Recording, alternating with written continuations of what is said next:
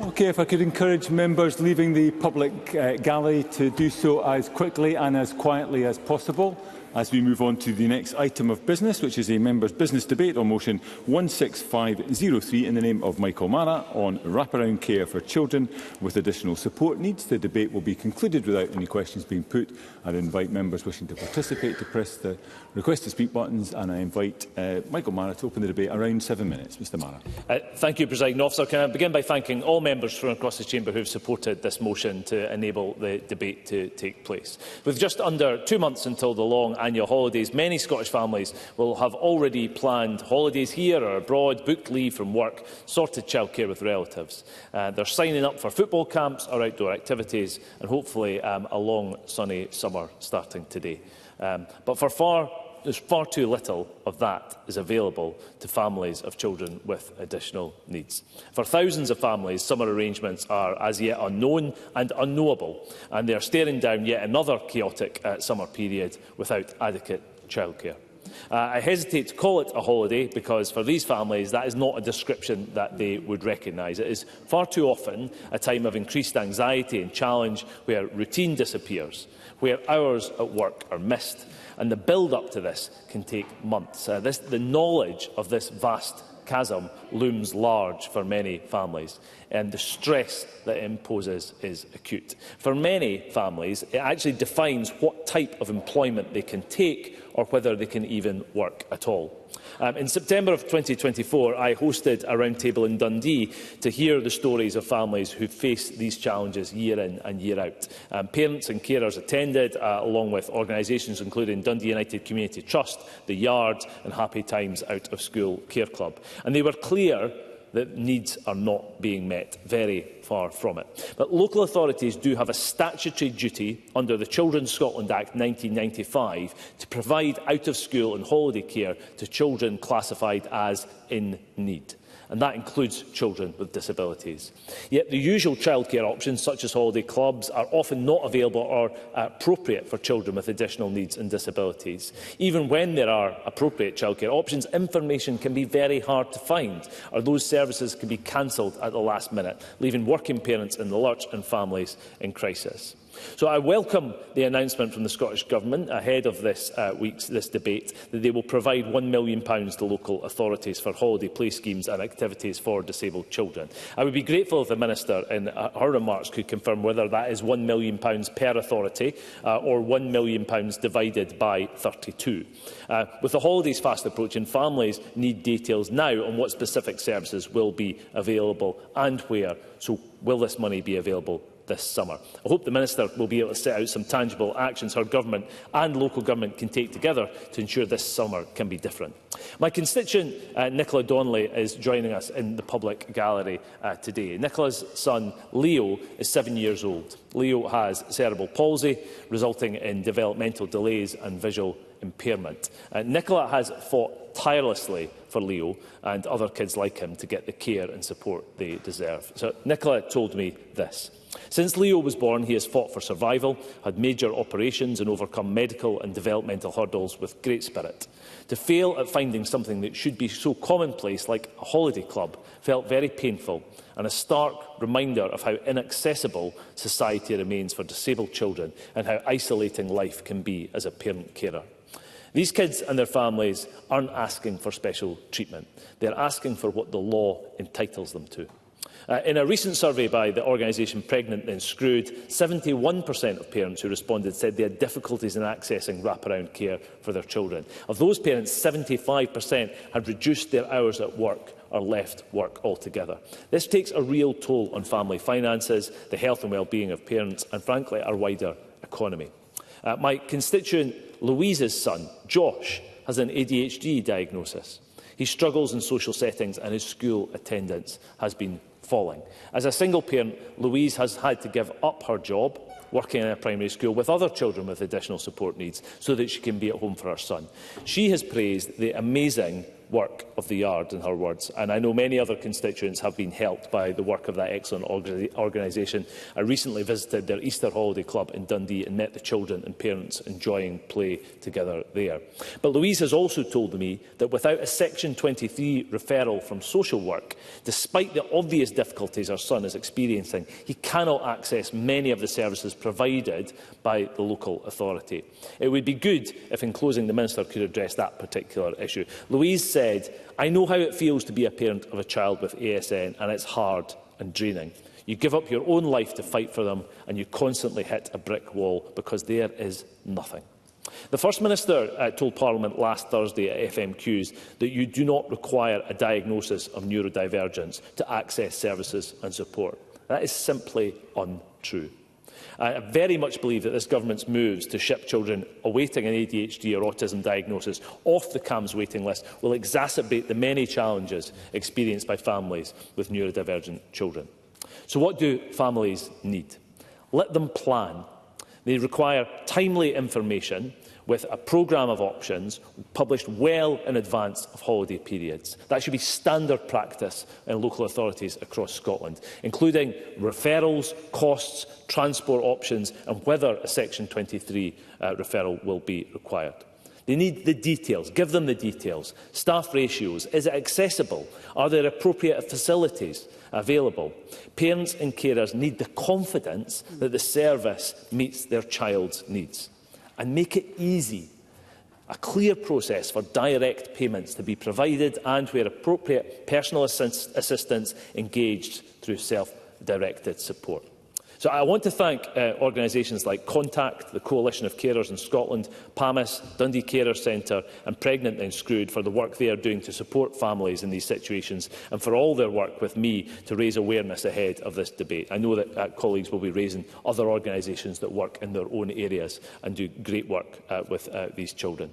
But they can only do so much. At the heart of this issue is a Scottish Government that is telling families that they are entitled to services, but families discovering those services are simply nowhere to be found. So I look forward to hearing other members' accounts of families in their own regions and constituencies. We can and must do better for Leo, for Josh, for thousands like them across Scotland. And frankly, it should happen this summer. Let's actually solve the problem. Thank you. We now move to the open debate. I would gentle reminder to those in the public gallery, this is a meeting in public rather than a public meeting, so we are discouraged from participating. The open debate, I call first Stuart McMillan, to be followed by Paul Kane. Around 4 minutes, please. Okay, thank you very much, Presiding Officer. First, I want to commend Michael Mara for securing this important debate. And during my near 2 decades tenure as an MSP, I've received lots of correspondence about the challenges facing families with children with additional support needs. And certainly much of what Michael Mara has said is something that I've heard particularly a great deal of over the last 12 months. Now, one of the more pertinent issues is the lack of wraparound care. Now, wraparound care can be critical for lots of families as it can support parents into work, but for parents with children with ASN, the need is very much even greater. I considered the briefing provided by Pregnant Then Screwed Scotland, which states that, and I quote, "Despite the statutory duty for local authorities to provide out-of-hours care for children with ASN, a staggering 71% of survey parents reported serious difficulties in accessing this support." Now, Presiding Officer, I recently surveyed parents in my Greenock and Inverclyde constituency on this very issue, and my findings reflect Pregnant Then Screwed Scotland's research. When I say recently, I announced one aspect of the survey yesterday, and I'm going to do 3 now because I'm also writing to Inverclyde Council and councillors on the Education Committee, as well as obviously come back to the parents with all the findings from the survey. But key headline results from the survey, which generated 119 responses, are as follows. 94% say the current out-of-school care options for children with ASN in Inverclyde do not suit their child needs. 67% don't receive out-of-school care for holiday provision for their ASN child, and 69% are either dissatisfied or very dissatisfied with the current care arrangements for ASN children in Inverclyde. Now, when 2/3 of respondents indicate that they have got no access to wraparound support, it's unsurprising that the majority are unhappy with the current provision. Now, this is detrimental detrimental for both children with ASN but also the wider family unit, as the impact upon other siblings and parents is also profound. Now, the implications of a lack of wraparound support are significant, not only for the children's well-being and development, but also for the economic security and the mental health of their parents. Now, going back to the Pregnant and Unscrewed Scotland's briefing, the impact on employment is particularly severe, which Michael Mara touched upon. Among those who couldn't access sufficient childcare, 29% were forced to leave their jobs, 46% reduced their working hours, 37% relied on informal care, often from ageing grandparents, and 39% were only able to continue working due to flexible arrangements. Presiding Officer, these are not just statistics. They represent real lives under immense pressure.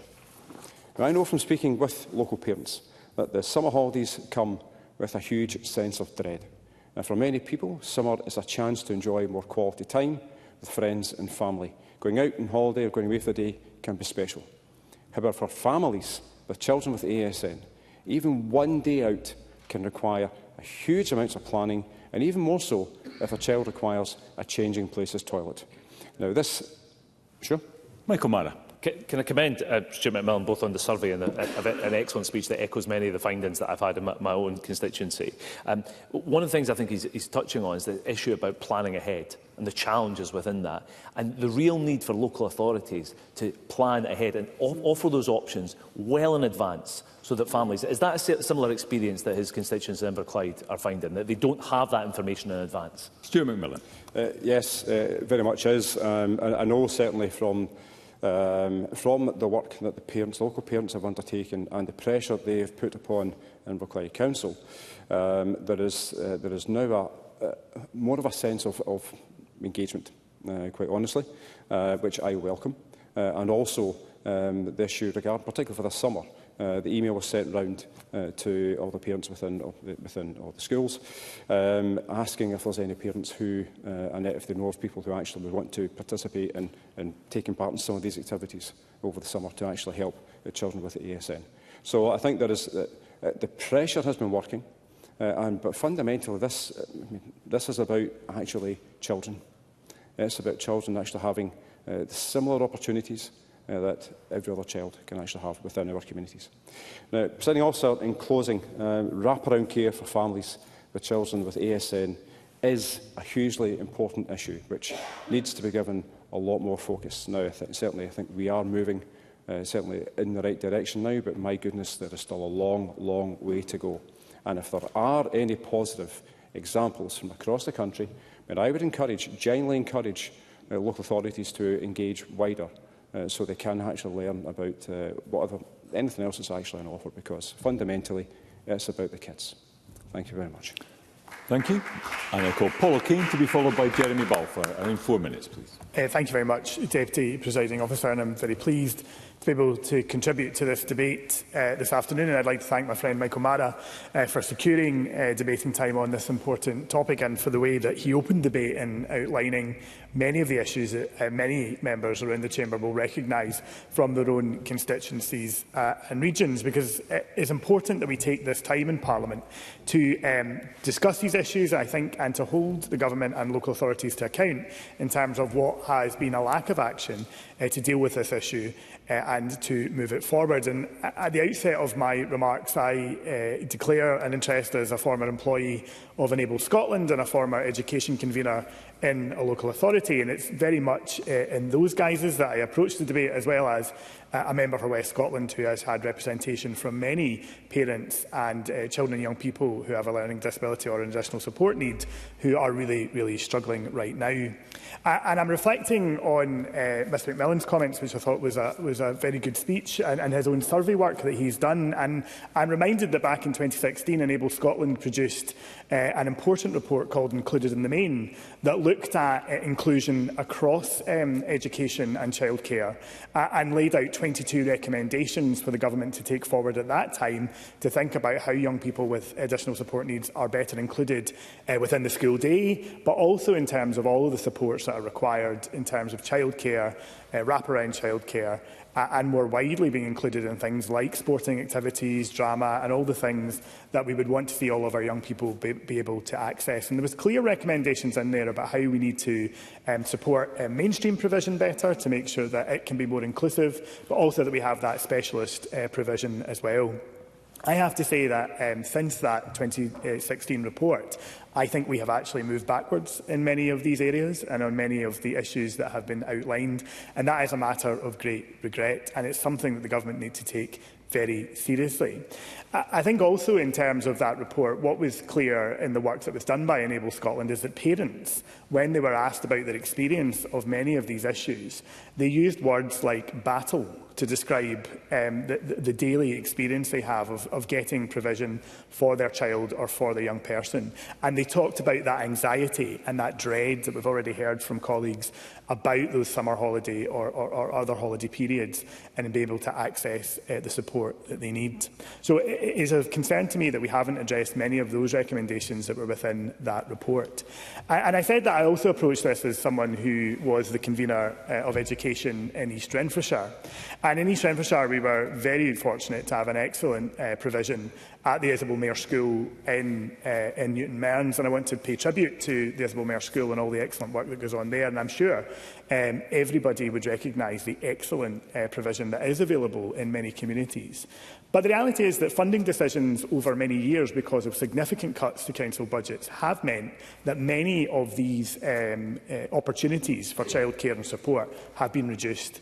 And in my time in the council, we had to take decisions to reduce, for example, the extended school day or the summer holiday programme, and that is not something that anyone wants to have to do, but it's a position we were forced into by the inadequate funding from the government. So the government needs to take cognizance of that and of their decisions, and I hope the Minister, I think, is saying something from a sedentary position, but I hope she will address that in her summing up, because it is an important point.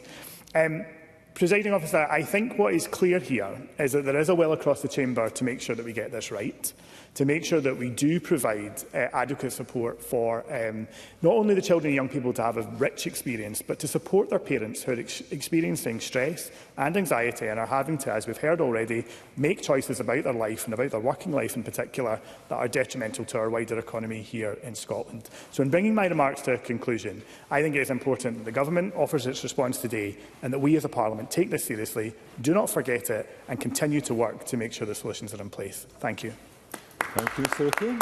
I now call Jeremy Balfour to be followed by Sarah Boyack. Around 4 minutes. Mr Balfour. Thank you, Deputy Presiding Officer. Can I also thank the member for bringing this debate forward this afternoon, and can I also fully agree with the comments by the two previous speakers as well. I'm sure that the Chamber will be tired of hearing me say this, but I think it does bear repeating, and it often takes us to break through that disabled people are being left behind in Scotland today. I agree that I think we have gone backwards in Scotland in the last number of years. Pre-pandemic, the situation was already bad, but since then the decline has been escalating and getting worse. There's a worrying trend emerging as the country struggles to deal with our current economic predicament. It seems that if sacrifices have to be made, then government and local authorities are going to the most vulnerable in our society, and that is often disabled individuals. Third sector budgets are being cut, and numerous charities are going to the wall. This is leaving the vital services that provide vulnerable people with the support undone, and the need is getting worse. Nowhere is this more evident in the gutting of after-school and holiday care for children with additional support needs. For parents of ASN children, after-school and holiday care is not a luxury. It's absolutely essential to allow them to take part in society and, in many cases, hold a job to support their family. I've had a number of constituents write to me over the last couple of weeks coming up to this debate, and they have been put in an impossible situation because of a lack of adequate support. Let me give one example. One individual who's written to me is a single parent with 2 children, the eldest having both autism and ADHD. She is classed as her child's carer, but is also pursuing a degree at university. During the most recent school holiday, she managed to secure 4 days a week for her son at an ASN holiday club, which she describes as a godsend. However, thanks to a decision by Edinburgh City Council, she now only has 2 weeks for the summer holidays. That leaves her 5 weeks without any support at all. No support for 5 weeks. How do we expect this mother to cope on her own? Moreover, Presiding Officer, she has told me that ASN children are effectively banned from mainstream holiday clubs because charities running them cannot afford to pay the staff required for one-to-one care. Now, I'm sure the Chamber is aware that ASN is becoming more prevalent. The number of people here in Edinburgh has gone to around 50% of children in education. Without the support, this represents a huge number of parents who are unable to work because of caring duties. We should not forget that most of the care responsibilities fall on women. Presiding Officer, this is obviously not good enough. Apart from the morality of ensuring that everyone has access to meaningful work to support their family, it also has economic implications for us in Scotland. The Social Security and Social Justice Committee produced a report recently on trying to get women back into employment. I think, in fact, it started when the Minister was on the committee. And one of the key factors was allowing support to women to be able to go back to work. And yet, for my constituents, we're being told that in the summer, there is no support for them. To close, I'm tired of saying it, and I'm sure you're tired of hearing it, but disabled people have been left behind, and so are their families. ESN children and their parents deserve our support, and we deserve much better than they're getting now.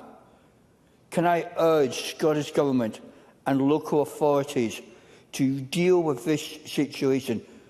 President Officer, we have 7 weeks to the summer holidays. 7 weeks for something to be done to help the most vulnerable in our society. What people don't want today, Minister, is warm words. They want action so that they can live normal lives. Thank you very much. Thank you. We now come to the final speaker in the open debate, Sarah Boyack, again, around 4 minutes, please. Thank you, Presiding Officer. Supporting the most vulnerable people in our society at the early stage of their lives is absolutely vital if we're going to improve people's well-being and living standards across Scotland. So I want to thank Michael Mara for securing today's debate. Unfortunately, due to the lack of funding by the SNP government, children with additional support needs are paying the price because our councils have faced a decade of underfunding, meaning massive pressure on education and local support services from the third sector. And it's an issue that parents have raised with me directly, and I heard from them at an Inspiring Disabilities event the pressures local charities, our services and parents face. Now, the UN Convention on the Rights of the Child says that children with ASN, as well as their carers, have the right to special care and support during the child's growth and development. But as Michael Mara highlighted, the need for support does not stop once the school year is finished. And if anything, children with ASN and their families or carers require more and not less support outside of term times. But we suffer from a significant lack of consistent, accessible and affordable summer activities for children with ASN. And I want to thank the Edinburgh Repair Network for their excellent briefing. Repair stands for Robust Engagement with Parents for ASN and Inclusion Reform. And if you look at Edinburgh, holiday hubs are a fantastic scheme organised by the City of Edinburgh Council, but we don't have them at the scale needed. Only 260 of the 460 applicants were able to get places last year, and they received at most 16 days from 9 to 3 of holiday hub care. And that means parents are struggling to balance off childcare responsibilities and work obligations. massive pressures, and I think the comments that Mike O'Mara made about the need for more information and support are key. Studies have shown that children with ASN mostly just want to feel included, and the summer holidays bring isolation and boredom and social exclusion. And that means that those young people and their working parents are going to struggle to get the opportunities that those young people need. And it means working parents are struggling to work around their jobs to care for their kids. And carers of children with ASN often experience burnout and isolation due to these increased pressures. A study by Shared Care Scotland on holiday activity provision for disabled people and young people in 2020 cited that 96% of the respondents said that summer holidays were when they most needed support. So, as Jeremy Balfour said, we need action, not warm words. The Adult Carer Support Plan was introduced in 2016 under the Carers Scotland Act, which states that local authorities must provide support to unpaid carers. But State of Caring 24 found that just 20% of unpaid carers said they'd received an ACSP in the last 12 months. So we need action. We need action now. And the lack of funding is a key reason why we're not seeing the support parents and their children need. So I think Mike O'Mara's points about clarity on the additional funding mentioned is absolutely critical. I want to know what that means for the councils in my region, because the holidays are weeks away and parents and their children need support now. Increased investment, training and support for our carers, recognising and amplifying the vital role they play in safeguarding Scotland's public health, keeping our economy going and, crucially, giving our young people the support they need now so that they can achieve their potential. Everybody should be signed up for that, and the government needs to give the support now. Thank you. Thank you, Ms Boyack. I now call on Natalie Donennis to respond to the debate. Minister, around 7 minutes. Thank you, Presiding Officer.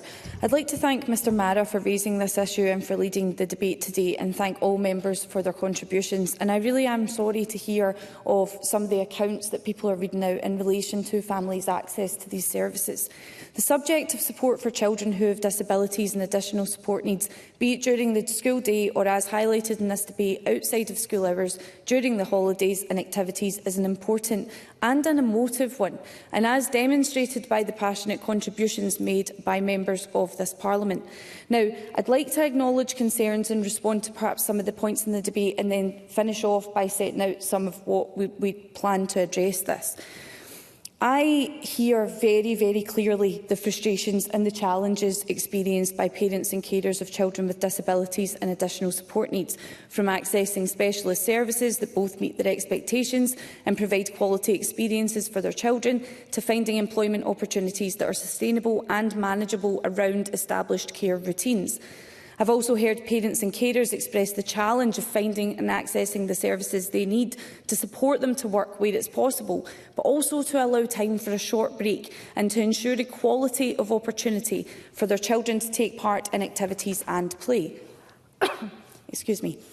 We know that where holiday activity provision is available, it plays a vital role in supporting both child and parental health and well-being, and has a disproportionately powerful impact on the lives of disabled children and families. And this can be extremely positive when the system is working well, but problematic when it does not.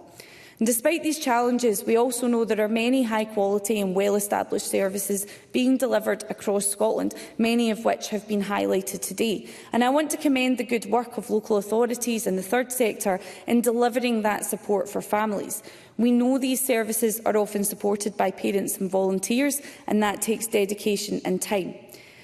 However, I recognise that more must be done to ensure fair and consistent provision for children and families, acknowledging the postcode lottery which can sometimes exist, particularly in more remote and rural areas.